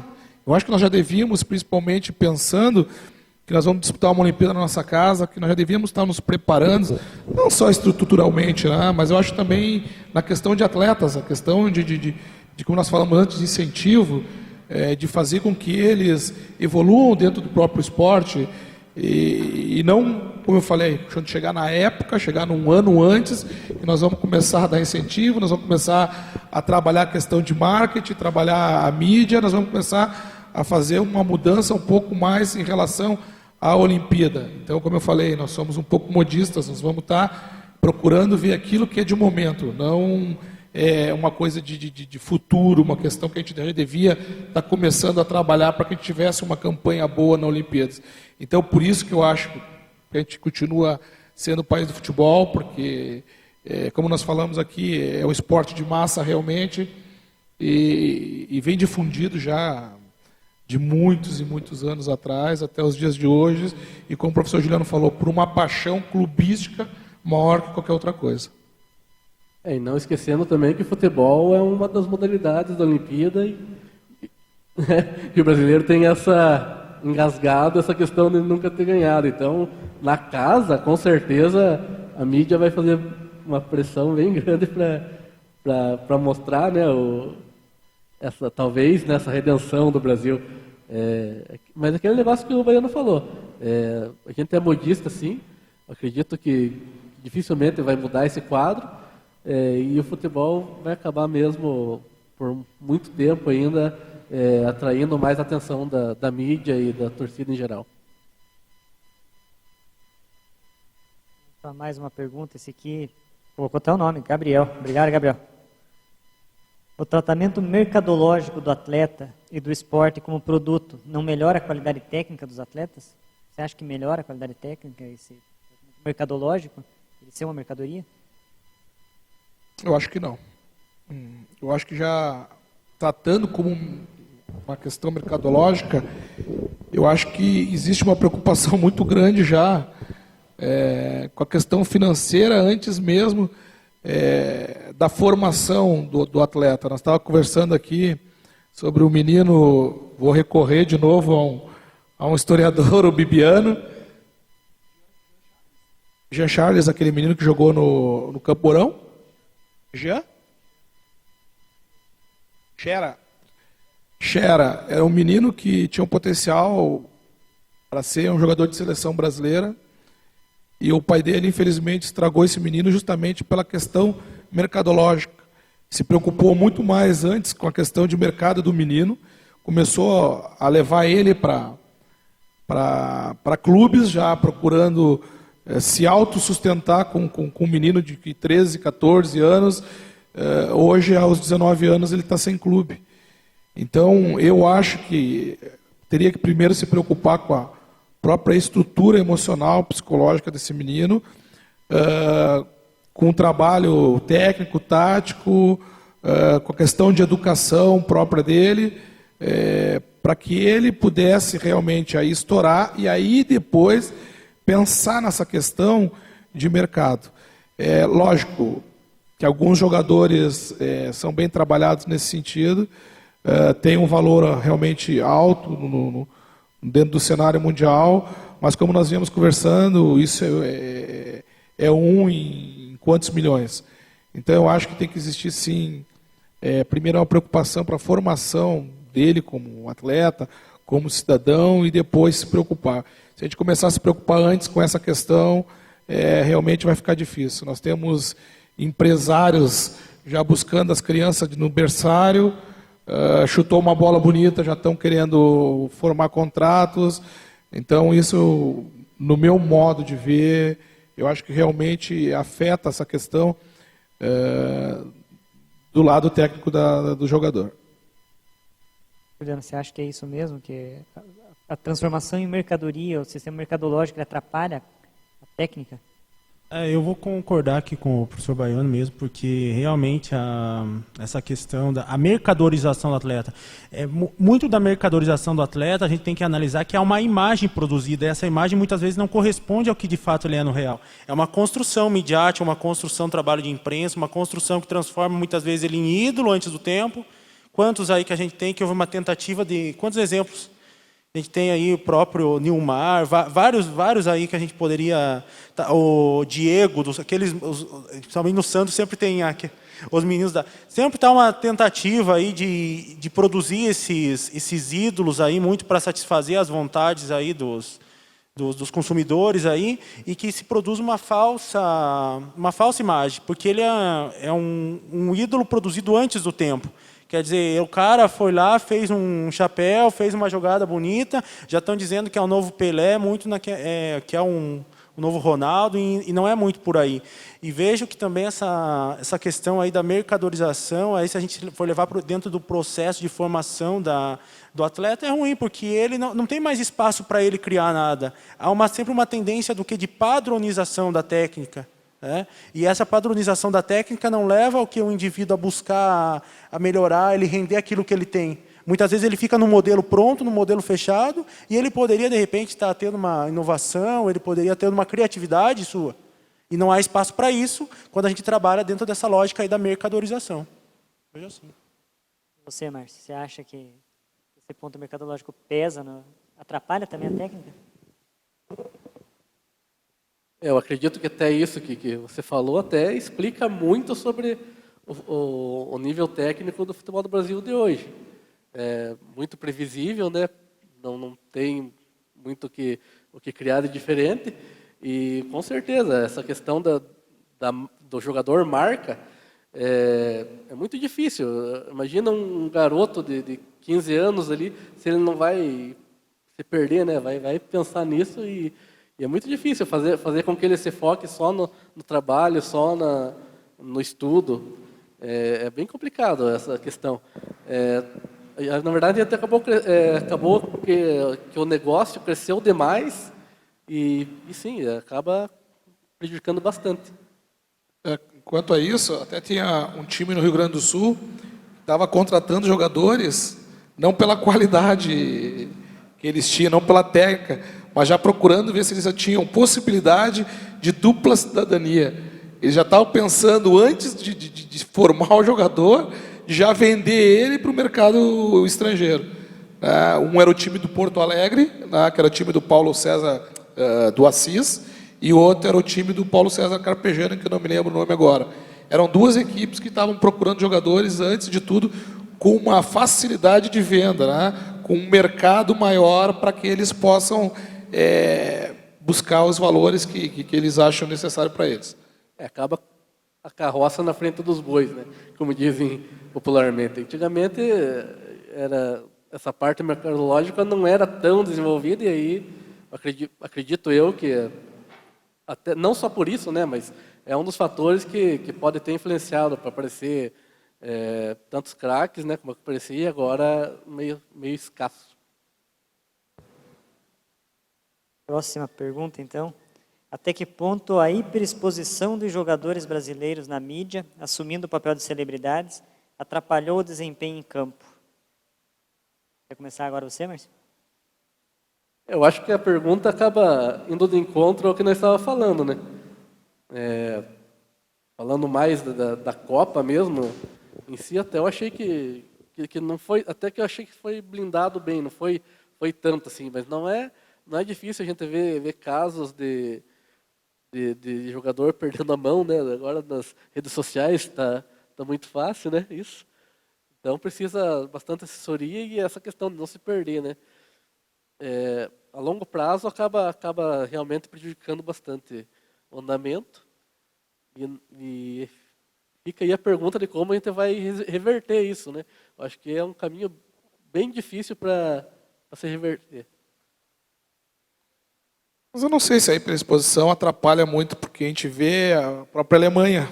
A Alemanha mesmo foi campeã e foi, acho que, a seleção que teve mais exposta dentro do trabalho com a mídia, trabalho com o próprio cidadão brasileiro. Eram pessoas que estavam sempre disponíveis, estavam sempre expostos para a mídia ou para quem quer que seja. Então, se ele tiver essa exposição, mas se ele trabalhar, fizer as coisas corretamente, eu não vejo problema nenhum, porque eu acho que, da mesma forma que o pessoal ganha dinheiro em cima deles, eles também têm direito de buscar os seus valores, de agregar um pouco mais o lado financeiro deles. Então, eu acho a questão da hiperexposição, eu não concordo muito, porque a Alemanha, como eu falei, foi campeã mundial. Em relação a essa hiperexposição, acho que a gente tem que ver ela também pelos dois lados. Acho que é uma das questões aí do campo da mídia, e isso é de interesse ao pessoal, aos acadêmicos, aos alunos, que um dos efeitos, uma das leis aí desse campo é justamente o quê? Você tem um poder de construir uma determinada imagem, mas você também destruir ela. Na mesma medida que você constrói a imagem de um atleta, você destrói a imagem de um atleta. Por exemplo, aí na Copa do Mundo que fizeram com o Fred. Quer dizer, o Fred de fato jogou mal, tecnicamente jogou mal. Mas não deixou de correr, não deixou de ter... jogou mal tecnicamente, mas teve um empenho físico ali dentro do jogo, a gente viu ele correr, de fato. Mas o que a mídia faz com ele? Aí há um efeito negativo da questão de uma superexposição da imagem do atleta, mas de uma imagem negativa, por um outro viés. Quer dizer, no momento você acha que ele é o salvador da pátria, da seleção do Felipão. No outro momento você acaba desconstruindo a imagem do atleta. Isso pode ter efeitos nas novas contratações dele, na forma como ele vai seguir a sua trajetória enquanto atleta. Então acho que isso é uma questão, uma faca de dois gumes aí. E tem uma questão também... Porque hoje em dia você não sabe até que ponto que aquilo que o atleta está tuitando é dele e até que ponto é uma assessoria que tá por trás daquilo. Um exemplo foi o famoso Somos Macacos, né? do Neymar, que depois ficou, o pessoal falou que foi uma agência, né? Criando. No primeiro momento foi muito bem recebido e depois reverteu, né? Acabou indo contra, né? A ideia original. Então, tem os dois lados, como você falou, né? Pode ajudar, mas também é perigoso, é em cima da navalha. O Juliano falou em mídia e veio uma pergunta da mídia aqui. A mídia, de alguma forma, influencia o sistema de patrocínio e investimentos de determinados esportes? Vai lá, Juliano. A mídia é a grande propulsora aí do esporte espetáculo. Então, não existe esporte espetáculo sem uma relação mediatizada. Não existe. Não existe. Sem uma relação midiática, sem essa imagem ser mediada, quer dizer... É importante. A gente, muitas vezes, a gente tem uma perspectiva crítica em relação a isso, porque é aquele fenômeno que vou citar aí o filósofo italiano Umberto Eco. É a falação esportiva. Quer dizer, você não faz mais esporte, você só fica falando, você fala da fala do esporte. Quer dizer, isso é problemático do ponto de vista, porque você não consome. A gente que é professor de educação física, é ruim. Pô, nossa criança, adolescente, ele não quer mais fazer esporte. Fica falando sobre o esporte, ele não tem mais uma relação corporal. Uma relação corporal com o esporte, ele tem uma relação de imagem, uma relação visual. E isso é problemático. Quer dizer, está se tornando um consumidor passivo do esporte. Não faz mais esporte. Isso é problemático do ponto de vista aí de nós, da educação física, da cultura corporal. O que a gente tem que entender é que esse poder da mídia em construir não é só o esporte, ela constrói a realidade. Eu tenho algumas críticas aí em relação a mídia, ela é necessária, ela é um campo estruturante da sociedade, ela é necessária. E tem jornalista, tem professor de educação física, historiador, enfim, tem todas as profissões, aqueles que são mais sérios, que têm um compromisso aí com a verdade, com trazer uma informação mais próximo da verdade, mas a gente sabe do grande poder de construção, que muitas vezes a mídia não noticia, ela constrói a realidade, ela contribui para construir. E muitas vezes, em relação ao esporte, ela contribui para construir uma falsa realidade esportiva. Quer dizer, não é a questão da alienação, da ideologia, não é por conta do indivíduo, mas é porque está sendo, talvez, passada uma imagem, muitas vezes, equivocada. Você disse essa situação aí dos tweets, aí, das pessoas que gerenciam essas carreiras dos atletas também. Então, a gente tem que ver sempre as coisas dos dois lados, do aspecto positivo e do aspecto negativo. E isso não é só em relação à mídia, em relação à educação física, em relação a todas as áreas aí do conhecimento. Sempre tem o seu ponto positivo e o seu ponto negativo. Acho que a gente tem que estar atento e olhar esses dois lados aí das coisas. Baiano, você acha que a mídia, então, ela direciona o patrocínio? O Juliano foi feliz em tudo que ele falou, né? E eu tenho, acho que só uma frase. Se não fosse a mídia, não teria investimento. Infelizmente, a gente tem a necessidade total da mídia. Eu acho que a gente só consegue vender o nosso produto, a gente só consegue os patrocínios por causa da mídia. Se nosso nome, ou o nome dos patrocinadores não aparecesse para a comunidade, não aparecesse para jornais, não aparecesse para a rádio, não aparecesse de diversas formas, a gente não teria esse retorno de patrocínio que a gente tem hoje. Nós mesmos, para buscar mais patrocínio, mais verbas, mais valores, nós tivemos que fazer um arquivo com todas as reportagens, mostrar quantas horas passou em jornais, quantas reportagens saíram em jornais e assim por diante, para te mostrar o teu produto para quem está te ofertando esse patrocínio. Então, imagina se nós não tivéssemos essa oportunidade da mídia estar nos ajudando a mostrar o nosso produto, nós não conseguiríamos isso. Lógico que tem o lado negativo também, que às vezes faz com que destrua. De repente, a formação de tal jogador, a formação de tal clube, o ideal que a gente está tentando, e assim por diante, também fazendo com que os patrocinadores fujam. Né? Então, eu acho que a mídia, no sentido, principalmente, de questão de busca de produtos, de venda de produto, de demonstrar o que é o nosso esporte, ela é 100%. Márcio, você como blogueiro, você acha que isso é uma via de mão dupla? A mídia precisa do esporte, assim como o esporte precisa da mídia? A mídia que se propõe, né, a cobrir o esporte, sim, né, não tem como. E acaba que a pessoa ela precisa do entretenimento de alguma forma, né? E o esporte preenche essa lacuna de forma perfeita. Então não tem como fugir muito disso. Eu acho que a mídia precisa do esporte, o esporte precisa da mídia. Talvez a maneira como a mídia vê um tipo de esporte e outro podia ser revista, né? Essa questão mesmo que a gente já falou, né, do futebol ter a maior parte do bolo, e acaba que outros esportes acabam penando. Eu acho que a questão mesmo que seria pensar no esporte para fortalecer mesmo. E não é o que a gente vê em grande parte da mídia, infelizmente. A última pergunta aqui, ela digamos que vai puxar para o futebol, né? Como podemos esperar uma estrutura qualificada de pequenos times da Série B e C, se na Série A temos times como o Botafogo que não pagam salários a meses? Tem que lembrar do Botafogo, gente, vocês são maldosos, hein? Baiano, você quer começar essa...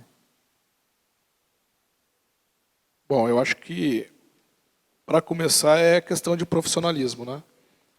Eu acho que em todas as áreas do futebol deveria se tornar um pouco mais profissional do que trabalhar por paixão, trabalhar por amor, por fazer as coisas de qualquer forma.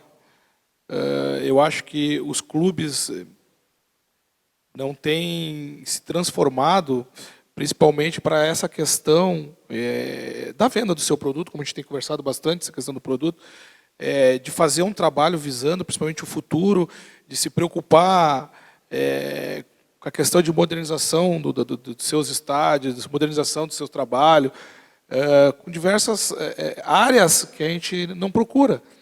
A gente vê o Botafogo só dentro do campo, não tem mais nada, não tem um grupo de sócios que pode vir a sustentar o próprio clube, não tem um estádio próprio onde pode buscar recursos, não tem um patrocínio forte, existem muitas dívidas atrasadas, dívidas trabalhistas, dívidas de diversas formas com o próprio governo federal, e assim mesmo eles continuam fazendo investimentos que eles não têm condições de pagar.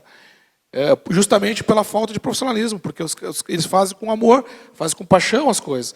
E, às vezes, não têm a razão, não usam o raciocínio. A gente vê agora, por exemplo, eles mandaram, se não me engano, 5 jogadores embora, pagando uma exorbitância de acerto, né, de rescisão de contrato, enquanto que jogadores ficam sem receber. Teve 2 jogadores, que um foi embora, que era o Dória, e o outro era o Gabriel, enquanto os outros jogadores não recebiam salários, recebiam, porque eles poderiam ser vendidos. Então, já estavam procurando outras maneiras, de repente, de acabar com esse problema. Mas eu acho que, principalmente, uma das coisas que poderia ser mudado é a divisão dos valores financeiros. Está certo que o Corinthians vende muito mais do que o Botafogo, que o Corinthians vende muito mais que o Vasco, mas eu acho que deveria existir uma igualdade, principalmente em termos de valorização ou de valores do produto, né, para que eles pudessem trabalhar melhor com o dinheiro, ou ter um dinheiro melhor para investir e sair dessa penumbra, né, que nem está o Botafogo. Mas não é só o Botafogo, a gente sabe de outras equipes aí que estão com várias dificuldades. Então, eu acho que o principal do futebol é a falta de profissionais trabalhando na área. É muito na base do amor, muito na base da paixão, fazendo loucuras para que o time dele esteja lá em cima. Contratando quando não tem condições de contratar, pagando salários exorbitantes quando não tem dinheiro. E aí, lógico, é uma bola de neve que vai crescendo, crescendo, crescendo, e aconteceu agora com o Botafogo de ficar 3, 4 meses sem pagar o salário. Mas a gente sabe de vários outros clubes que também têm se estruturado, têm feito um trabalho muito mais profissional, como é o próprio caso do Corinthians, mas mesmo assim existe uma dívida muito grande nesse ano, no próprio Internacional, que tem mais de 100 mil sócios, que realmente é o que sustenta hoje o Inter, que se não houvesse também esses sócios, também nós estaríamos, o Inter também estaria nessa penumbra, que nem o Botafogo. A gente vê vários outros equipes como Cruzeiro, Atlético, que mesmo com muitas dívidas já tem uma situação financeira um pouco melhor. Juliano, a questão da gestão, hoje foi falado de trazer talvez a gestão de outros esportes, né? Foi falar no vôlei, que a gestão é muito boa hoje, né? Mas tem também a questão de iniciativa privada, talvez trazer gestão de iniciativa privada para dentro desses clubes, como foi o caso do Flamengo, né? Agora tem representantes da Sky lá dentro, fizeram uma auditoria para ver a dívida real, estão pagando isso. Você acha que talvez se profissionalizar mais, trazer gestões que possam profissionalizar o futebol brasileiro, resolveria isso? Só botar uma opinião antes que o Juliano sempre fala muito mais bonito do que a gente, né? Então a gente simplifica algumas coisinhas aqui. Depende da gestão. Porque nós temos hoje um grande problema no Fluminense, que Celso Barros é o presidente da Unimed do Rio de Janeiro, e ele é o maior patrocinador e tem muitos jogadores que foi contratado por ele. Ele andou brigando com o Peter Simmons, que é o presidente do Fluminense, e está para acabar essa gestão. E aí, como o Fluminense não teve um trabalho, uma preparação, ou não trabalhou uma gestão fora da Unimed com os seus próprios diretores, se acontecer isso, o Fluminense vai ficar pior que o Botafogo. A situação, assim, eu vejo assim com um certo pessimismo, na verdade, não quero aqui vir fazer uma análise determinista ou muito pessimista, mas eu não vejo assim muito espaço de mudança, até porque essa estrutura do esporte espetáculo, eu tenho que dizer isso, ela é uma estrutura pautada da dominação. Quer dizer, é uma estrutura que para existir um time profissional, precisa se existir um time amador. Quer dizer, é uma disputa entre amadorismo versus profissionalismo. Quer dizer, a forma como está organizado o futebol brasileiro é meio que eu idealizar, que eu vou conseguir ter 10, 12, 15, sei lá, 20 times aí jogando. A Série A é uma discrepância muito grande. A gente não precisa nem pensar na Série B e na Série C, que estão num nível abaixo, de times muito mais para times amadores, com exceção de um ou outro que cai da Série A, que são ditos times grandes aí, né? Pelo menos na história e na camisa. Então não tem muito o que fazer, porque a estrutura é assim. A estrutura está colocada dessa forma. Então a nossa margem de ação é difícil de você burlar. Para um time, vamos pensar num Goiás, que é um time mediano aí. Para você chegar a ser campeão brasileiro, você tem que burlar o sistema, e não é fácil. Você tem uma cota de direitos televisivos menor. Os seus patrocinadores não necessariamente são aqueles que têm uma melhor condição de bancar a tua equipe. Quer dizer, você vai competir com o Corinthians, com o Flamengo. O Flamengo é uma exceção que está... Mas você vai pegar um São Paulo, um Cruzeiro. Como que você vai competir com uma equipe que tem uma história aí, dentro de uma gestão, que tem uma cota televisiva maior?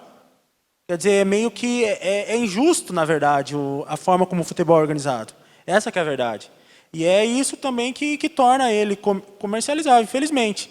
A gente tende aí a ter um campeonato brasileiro, infelizmente, polarizado. A gente também critica muito o campeonato, muitas vezes o campeonato brasileiro, mas a gente esquece que o campeonato espanhol, por exemplo, é polarizado. A gente está caminhando no Brasil para um tipo de campeonato brasileiro polarizado, ou tripolarizado, entre 2, 3, 4 equipes no máximo, jogando jogos assim a um nível extremamente elevado, com os melhores patrocinadores, tendo a maior parte dos seus jogos passando na televisão, e outros clubes clubes vivendo com receitas pequenas, sem exposição midiática. Então, quando a gente começa a confrontar essas coisas, a gente percebe que o esporte, espetáculo, o futebol, como esporte, espetáculo, ele está fundado numa estrutura de dominação. A gente não pode cegar para isso. E não tem muito espaço para mudança. É muito difícil um cara chegar numa equipe pequena, o cara pode ser maior inovador, querer ter a maior boa vontade e implementar uma gestão assim fantástica, e ele vai ter que vencer um monte de adversários nesse percurso. É a Rede Globo, é os outros clubes, é o Clube dos 13 que agora foi desfeito. Então, é uma série de instâncias que ele tem que vencer para ele acabar se tornando um campeonato brasileiro. Então, infelizmente, você ser campeão brasileiro de futebol, assim como você ser um campeão de uma Copa do Mundo, vai além da questão de campo, vai muito além da questão de campo. Márcio, você acha que a tendência é cada vez polarizar mais em cima de poucos times do que acabar dividindo mais o bolo? Seria isso? Eu também estou pessimista, infelizmente. Claro que vai ter, tem os clubes vai depender da marca deles, né? Claro que um Corinthians, um Flamengo sempre vai ter uma visão maior da mídia e com isso vai atrair mais renda, mas não adianta nada também se a gestão for mal feita. Na verdade, tem que ser um casamento das duas coisas. O Botafogo ele tem uma marca forte, mas como disse o Baiano, você não vê produto do Botafogo, você não vê nada que sustente esse trabalho deles. E também não só o Botafogo, né? A maioria né, dos times acaba correndo nisso. Eu acredito também que no longo prazo, eu não acho que tão cedo, mas vai se tornar mesmo 2 ou 3 times comandando aí os campeonatos. E a tendência é que quanto mais forte seja a marca desses times, né, mais dinheiro eles vão ganhar e vai ficar difícil para os outros. Infelizmente, no meio disso tudo temos uma CBF, né, que não diz a que veio, quando ela podia trabalhar para tentar diminuir essas diferenças, acaba só aumentando. Então, muito por conta disso, acho que é o pessimismo, tem o pessimismo meu também, porque a gente não vê muita saída nisso. Talvez começar pela CBF um novo pensamento, né, uma nova diretoria, mas que não está acenando, né, pelas notícias que a gente está vendo por aí. Sim, na verdade, a dissolução do Clube dos 13 deixou mais escancarado isso, né, que a tendência é não melhorar. Porque o Clube dos 13 se desfez em prol de poder negociar por fora as cotas de TV. Então, por aí a gente já vê como que ficou mais à mercê ainda da CBF, né? Bom, gente, acabou as perguntas aqui, por fim. Não sei se alguém mais quer fazer algum comentário. Eu quero, então, agradecer o Juliano, o Baiano, o Márcio. Agradecer por mim também aos alunos, ao professor Francismar, a todas as pessoas que nos convidaram, que trabalharam para fazer isso aqui acontecer, que ainda tem mais debates pela frente, né? Uma coisa muito legal, uma coisa que é necessária, esses debates, né? Inclusive, eu sempre falo para os estagiários que trabalham comigo lá, que esse tipo de coisa tem que ser feito. Os alunos têm que participar disso, têm que fazer, têm que debater, porque para frente a coisa sempre vai ser pior. Aqui é o lugar de vocês conversar, para frente vocês só vão ter que realizar. É pessimismo também, né? Não, mas é verdade. Eu até coloquei, a gente debateu muita coisa aqui, a gente falou de futebol, falou de Copa do Mundo, falou dos problemas sociais, educação, a gente falou de bastidores, né, de CBF, FIFA. E a gente pode pensar assim, eu fiz algumas perguntas aqui pensando, coisas que desde que vai para os governantes, para nós mesmos, para a educação, são perguntas, por exemplo, será que nos preocupamos seriamente com a qualidade do que fazemos? Será que nós brasileiros, será que os nossos administradores, será que no esporte nós fazemos isso? Será que já não é hora de sermos mais sérios, cumprindo nossas tarefas, nossos prazos, nossos horários? A gente vê muitas vezes, nós mesmos não cumprimos isso, né? Nossos administradores, é que eu falei, como a gente conversou de muitas coisas, a gente tem que começar a se questionar sobre essas coisas. Será que não é hora de fazermos planejamentos sérios para serem executados? A gente muitas vezes planeja as coisas e acaba não executando. Isso acontece aqui, acontece no futebol, acontece no vôlei, acontece, quer dizer, então, sempre está acontecendo direto, né? Será que não é hora de cumprirmos os orçamentos que nós estamos fazendo? É o orçamento pessoal meu, que muitas vezes eu faço e não cumpro, o orçamento pessoal dos estudantes, dos professores, dos administradores, do futebol. A gente muitas vezes acaba deixando em segundo plano um orçamento, mas o ideal é que ele seja feito. E por fim, até quando iremos nos auto-enganar, achando que sem planejamento e disciplina conseguiremos vencer nesse mundo global extremamente competitivo? Na verdade, então aqui está muita coisa que a gente falou, né? Planejamento, organização, a gente começar a trabalhar com um pouco mais de ética, com um pouco mais de organização, planejamento, mais focado nas coisas que a gente quer realizar, que as coisas que a gente pensa. Então, isso são questões, né, que eu coloco aqui, para nós mesmos pensar, eu pensar em casa, vocês pensarem, para nós começar a analisar, né, e eu acredito que é dentro da universidade que esse pensamento tem que começar.